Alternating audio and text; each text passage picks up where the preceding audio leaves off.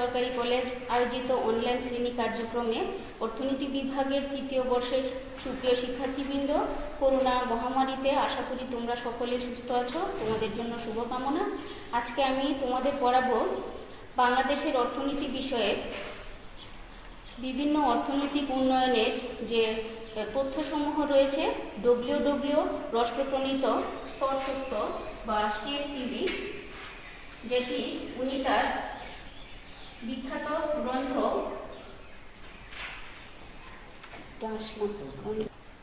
WW রাষ্ট্র তার the stages of economic growth non communist manifesto গ্রন্থে যে স্তর উন্নয়নের যে স্তরসমূহের উল্লেখ করেছেন, এর সংখ্যা হচ্ছে 5টি। তোমরা প্রত্যেকেই খাতায় এটি উঠিয়ে রাখো স্তরসমূহ। এর প্রথমটি হচ্ছে আদিম স্তর বা প্রিমিটিভ স্টেজ, বা এটাকে ট্রেডিশনাল সোসাইটিও বলা হয়ে থাকে। দ্বিতীয়টি হচ্ছে উত্তরণ পূর্ব স্তর বা প্রি টেক অফ স্টেজ। তৃতীয়টি হচ্ছে উত্তরণ স্তর বা টেক অফ স্টেজ। চতুর্থটি হচ্ছে পরিপক্কতার স্তর বা ড্রাইভ ইনটু ম্যাচুরিটি। পঞ্চমটি হচ্ছে উচ্চ গণভোগ স্তর, হাই মাস কনজাম্পশন।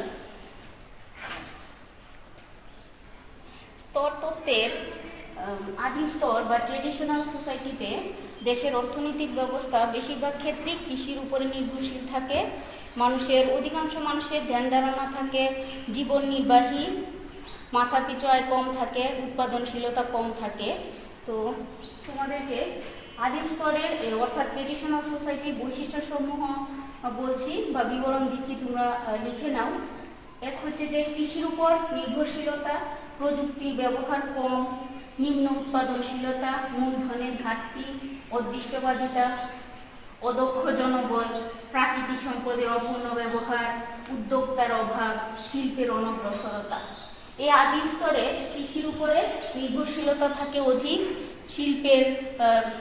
শিল্পায়নের থাকে না বললেই চলে, যে কারণে সেখানে আধুনিক প্রযুক্তির সুযোগ থাকে কম, এবং এই ধারাবাহিকতায় উৎপাদনশীলতা কম থাকে, স্বল্প সঞ্চয় থাকে, মানুষের সঞ্চয় প্রবণতা থাকে না।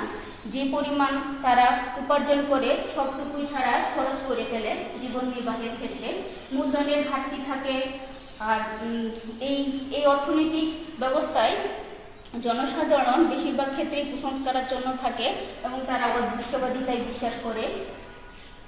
এই স্তরে অদক্ষ জনবল থাকে, প্রাকৃতিক সম্পদ থাকলেও সেটা প্রযুক্তির কল্যাণ থেকে বঞ্চিত হওয়ার কারণে তারা এই সম্পদকে পরিপূর্ণভাবে ব্যবহার করতে পারে না, উদ্যোক্তা থাকে না, আর শিল্পের ক্ষেত্রে খুবই অনগ্রসর থাকে। আদিম স্তরে যে অর্থনৈতিক অবস্থার যে স্থবিরতা থাকে বা স্ট্যাগনেশন, এটা এবং যে সামন্তবাদী সমাজ ব্যবস্থা বিরাজ করে, এটা রাষ্ট্রের মধ্যে এটা দীর্ঘদিন থাকে না। পরবর্তীতে এটা উত্তরণ পূর্ব স্তরে পৌঁছে, যেটাকে precondition for take off stage বলা হয়। তো এর বৈশিষ্ট্যসমূহ হচ্ছে যে যেমন প্রযুক্তির বিকাশ, এই উত্তরণ পূর্ব স্তরে প্রযুক্তির বিকাশ ঘটতে থাকে, চেতনার মৌলিক পরিবর্তন হয়, অর্থাৎ অর্থনৈতিক, সামাজিক, রাজনৈতিক সকল ক্ষেত্রেই জনসাধারণের মধ্যে মৌলিক চেতনার বিকাশ ঘটে বা রেনেসার উদ্ভব হয়। ভোগ প্রবণতা বৃদ্ধি, উৎপাদন কাঠামোর পরিবর্তন হয়। উত্তরণ পূর্ব স্তরে উৎপাদন ব্যবস্থার কাঠামোগত পরিবর্তন সূচিত হয়। শিল্পের অগ্রসরতা, অর্থাৎ কৃষি নির্ভরশীলতা ছাপিয়ে শিল্পের বিকাশ ঘটতে থাকে। আর্থসামাজিক উন্নয়ন, ব্যাংক, বীমা, আর্থিক প্রতিষ্ঠানের উন্নয়ন, বিনিয়োগ বৃদ্ধি পায়, অর্থাৎ সঞ্চয় বৃদ্ধি পায় এবং মূলধন গঠিত হয়, যে কারণে বিনিয়োগ বৃদ্ধি পেতে থাকে, নতুন নতুন উদ্ভাবন হয়, উদ্যোক্তার সৃষ্টি হয়। রাষ্ট্রপ্রণীত স্তরসমূহের মধ্যে সবচেয়ে গুরুত্বপূর্ণ এবং তৃতীয় স্তর হচ্ছে উত্তরণ স্তর বা টেক অফ স্টেজ। এর বৈশিষ্ট্যসমূহ হচ্ছে যে আধুনিক উৎপাদন কৌশল, শিল্প খাতের প্রাধান্য, জিডিপি প্রবৃদ্ধি থাকবে জনসংখ্যা প্রবৃদ্ধির হারের থেকে বেশি, দ্রুত উৎপাদন বৃদ্ধি, নতুন শিল্প স্থাপন, গণতান্ত্রিক ধ্যান ধারণার বিকাশ, উন্নয়নের স্থিতিশীলতা। রাষ্ট্রের মধ্যে এই ধরনের এই স্তরে অর্থনৈতিক অবস্থার এমনভাবে অর্থনৈতিক, সামাজিক এবং রাজনৈতিক ব্যবস্থার কাঠামোগত পরিবর্তন হয় যাতে দ্রুত অর্থনৈতিক উন্নয়নের পরিবেশ সৃষ্টি হয় এবং একটি উচ্চ স্থিতিশীল উন্নয়ন অব্যাহত থাকে। উত্তরণ স্তরের ক্ষেত্রে রাষ্ট্রের মতে কোনো একটা দেশ এই স্তরে অবস্থান করে 50 থেকে 60 বছর। তো এখানে গ্রেট ব্রিটেনের উত্তরণ স্তরে থেকে ছিল 30 বছর, যেমন 1780 সাল থেকে 1810 সাল পর্যন্ত গ্রেট ব্রিটেন উত্তরণ স্তরে অবস্থান করে। ফ্রান্স 1830 থেকে 1860 সাল পর্যন্ত। অন্যদিকে যুক্তরাষ্ট্রে এই স্তরে অবস্থান করেছিল মাত্র 17 বছর, অর্থাৎ 1843 সাল থেকে 1860 সাল পর্যন্ত উত্তরণ স্তরে থাকে। আর সাবেক সোভিয়েত ইউনিয়ন এক্ষেত্রে মাত্র 11 বছরে উত্তরণ স্তর অতিক্রম করতে সক্ষম হয় 1929 থেকে 1940 সাল পর্যন্ত। বর্তমানে ভারত, চিলি, ফিলিপাইন, আর্জেন্টিনা প্রভৃতি দেশ উত্তরণ পর্বে অবস্থান করছে। রাষ্ট্রপ্রণীত স্তর তত্ত্বের চতুর্থ যে স্তর, পরিপক্কতার স্তর বা ড্রাইভ ইনটু ম্যাচুরিটি, এই স্তরে দেখা যায় যে দ্রুত শিল্পায়ন হতে থাকে, সেবা খাতের প্রবৃদ্ধি হয়, শিল্প, সেবা, স্বাস্থ্য প্রবৃদ্ধি খাতে গবেষণা বৃদ্ধি পেতে থাকে এবং উন্নয়নের ক্ষেত্রে একটা স্থিতিশীলতা দীর্ঘ সময় ধরে অব্যাহত থাকে। আমরা পরিপক্কতার স্তরের যে বৈশিষ্ট্যসমূহ সেগুলো হচ্ছে যে আধুনিক প্রযুক্তির ব্যবহার বৃদ্ধি পায়, দ্রুত শিল্পায়ন, ভারী শিল্প কারখানা স্থাপন, মূলধন বৃদ্ধি, অর্থাৎ জাতীয় আয়ের শতকরা 10 থেকে 20 ভাগ মূলধন গঠনে ব্যবহৃত হয়। উন্নয়নের ক্ষেত্রে স্থিতিশীলতা বজায় থাকে।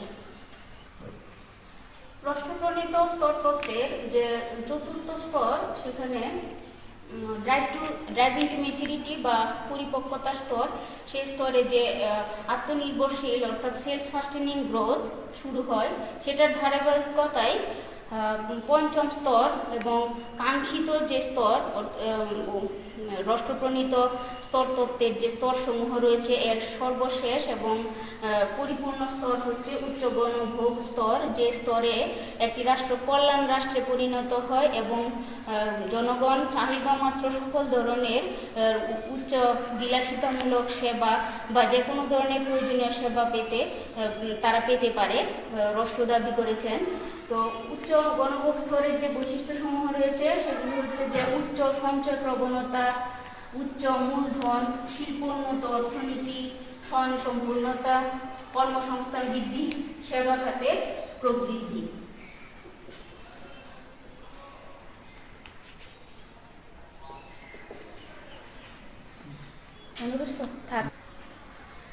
রাষ্ট্রপ্রণীত স্তর তত্ত্বের যে বিভিন্ন অর্থনীতিবিদগণ পরবর্তীতে যে সমালোচনা করেছেন, অর্থাৎ এই স্তর তত্ত্বেরও কিছু সমালোচনা রয়েছে, যেমন সীমারেখা টানা কঠিন। উত্তরণ পর্ব স্তরে বলেছেন যে ওই স্তরটাতে যে উন্নয়ন এবং অনুন্নয়নের মধ্যে সীমারেখা, উত্তরণ স্তরকে বলা হয় যে উন্নয়ন এবং অনুন্নয়নের মধ্যে সীমারেখা বা বর্ডার লাইন।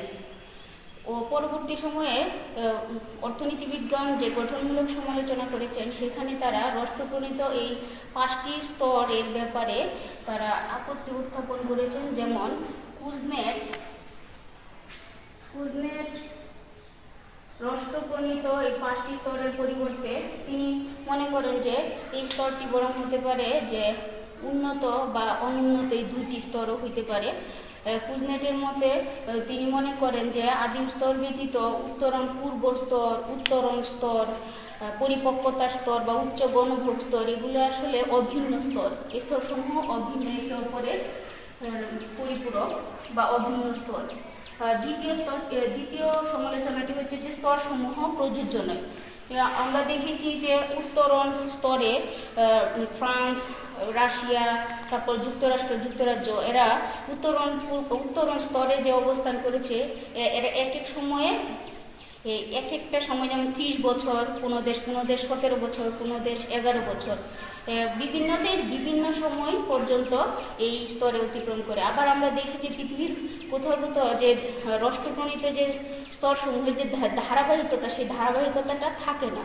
যেমন সিঙ্গাপুর, মালয়েশিয়া এই সকল দেশ বা কোরিয়া, এই সকল দেশের ক্ষেত্রে স্বাভাবিকভাবে যে স্তরসমূহ আদিম স্তর থেকে উত্তরণ পূর্ব স্তর বা উত্তরণ স্তর এরকম না, তারা আদিম স্তর থেকেই পরিপক্কতার স্তর বা উচ্চ গণভোগ স্তরে পৌঁছে যায়।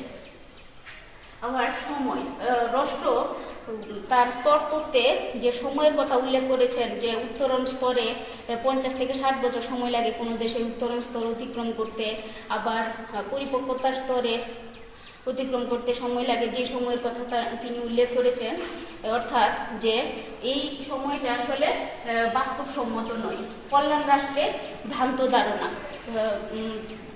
রাষ্ট্র তার এই স্তর তত্ত্বে কল্যাণ রাষ্ট্রের যে ধারণা দিয়েছেন যে কোনো দেশ যখন উচ্চ গণভোগ স্তরে থাকবে তখন জনসাধারণ সকল ধরনের সুযোগ সুবিধা লাভ করবে। প্রকৃতপক্ষে এটা আসলে অর্থনৈতিক অবস্থার উপরে নির্ভর করে না, বরং রাষ্ট্র এবং সরকার ব্যবস্থার চরিত্রের উপরে নির্ভর করে। কোনো দেশে সম্পদ সুষমভাবে বণ্টিত হচ্ছে কিনা প্রকৃতপক্ষে তার উপরে নির্ভর করে। কোনো দেশে দ্রব্য সামগ্রী বা সেবা সামগ্রী উৎপাদিত হতেই পারে, কিন্তু সেটা চাহিদা মাত্রে জনসাধারণের হাতে পৌঁছবে এটা আসলে নিশ্চিত নয়, অবাস্তব। তো সর্বোপরি অর্থনীতিবিদগণ সমালোচনা করেছেন যে এটা আসলে অবাস্তব তথ্য।